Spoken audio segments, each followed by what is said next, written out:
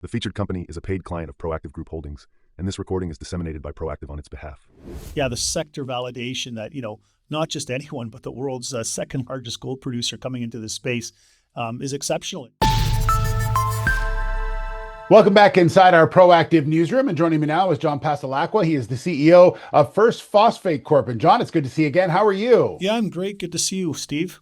Yeah, so some pretty interesting news happening within the space that you play in, and that is recently Agnico Eagle Mines, or Avenir is their subsidiary, paid $94 million for Fox River Resources. And so that sort of cuts the people doing what you do down by one. So just your initial reaction to this, John. Yeah, look, I think it's great. We welcome Agnico Eagle into the space. I mean, it's quite a big departure for them from gold into fertilizer, phosphate, and potentially LFP. And so it's great to have a good new player, one with obviously deep pockets. Agnico Eagle is doing very well with their gold projects, being one of the second largest gold producer in the world. They have lots of free cash, so it's great for the sector. Shows that good cash is going to come in to support the sector. And like you said, there's only 3 igneous phosphate projects in North America. There's 2 in associated with igneous and orthosites like First Phosphate, and then there's 1 igneous carbonatite, which was the one that Agnico Eagle bought in Ontario. So do you see the reasoning behind this to take a departure from what they've been very successful at, and as you mentioned, in gold, and then all of a sudden move into this space? Or do they just see maybe the writing on the wall of battery metals and also storage units and things like that? Yeah, look, I mean, it is on one hand, it is puzzling for me, but on the other hand, it gives me good understanding, and it validates, our whole thesis here, which has been, phosphate is 60% of the cathode of the LFP battery. Lithium is only 4%. So there's a big horizon for phosphate in North America, especially igneous phosphate. It's something that's needed to onshore the LFP battery supply chain in North America. So, in the press release in which Avenir Minerals, a subsidiary of Agnico Eagle, came out to give the reasons why they bought Fox River, they said, A, for the fertilizer angle, but B, potentially also for the LFP angle. So, we're saying, phosphate, the new gold of the energy transition. So it's good to see players like Agnico Eagle coming in and validating that. So we're very happy of what they did and very happy to have them in the sector. John, when a company of their size makes a move like this into an area they have not been before, how does that sort of, and I know you've been on the capital markets a long time, so you've seen a lot of this happen before, but how does the other players, big companies that would play in the same sandbox as them, look at projects like yours, as you mentioned, the other one that's in your area as well? Do people start paying more attention to that and see why they're making this move and try to decipher something from it?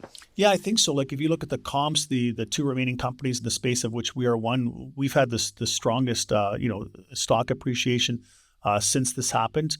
So it's quite interesting. I mean, nothing has changed. We've been pounding the drum on this for 3 years, but yeah, the sector validation that not just anyone, but the world's second largest gold producer coming into this space is exceptional. And you know what? Even the research analysts haven't been able to pick up on this angle yet. There's only been 1 research report written by Hallgarten and Co. About this acquisition. Everyone else is quiet on it. They just don't know what to make of it. They don't know what to think of it. And we'll see what Agnico Eagle has in store here in the coming weeks. It's not a company that just makes whimsical purchases. So I'm sure that there is a real purpose behind it. So waiting to see how they see it and how they align. Great news. Yeah, and lastly, do you think that having phosphate put on the critical minerals list around North America has had some effect on this as well? Yeah, so phosphate's made it onto the critical mineral list of Quebec, Ontario, Canada, and the United States. But recently in Canada, just a couple months ago, it made it onto sort of the clean tech, the electric list, the strategic list. And that was great because even in the parliament, when they negotiated it, one parliament member said, well, this is, for fertilizer, what are we doing? Another parliament member came back and said, well, there's this company in Saguenay-Lac-Saint-Jean, Quebec, obviously yours truly, but not mentioned in the parliamentary debates, that is phosphate 100% for the LFP battery industry. So, phosphate is now no longer just for fertilizer. There's one company out there that's doing phosphate just for LFP battery. So I think, yes, it's coming of age. But it's coming of age actually pretty late because phosphate is now 80% of the LFP batteries are now 80% of batteries produced on planet Earth, and 60% of the cathode in those batteries is phosphate. And we're just finally starting to come around the curve. And that's been because, the the whole nickel, manganese, cobalt narrative just didn't want to go away. I mean, I don't know why, but that's all that the analysts in the industry had latched onto. Nickel, manganese, cobalt batteries are wonderful. They're still growing, but they're less than 20-25% of the global segment now. Yeah, as they say, years in the making and overnight success. There you have it. So, John, good to see you again. We'll wait to see how this all sort of shakes out and see when they make comment more on this particular move that they've made. So, good to see you again. Thanks, John. Good update. Yeah, you too, Steve. Thank you so much. All right, John Passalacqua, the CEO of First Phosphate. The featured company is a paid client of Proactive Group Holdings, and this recording is disseminated by Proactive on its behalf. It is for informational purposes only and does not constitute investment advice, an offer, or a solicitation to buy or sell any securities. Viewers should conduct their own research and consult a qualified financial advisor before making investment decisions. The views expressed are those of the speaker and do not necessarily reflect those of Proactive Group Holdings, trading as Proactive Investors, or its affiliates. No responsibility is accepted for any loss arising from reliance on the information presented.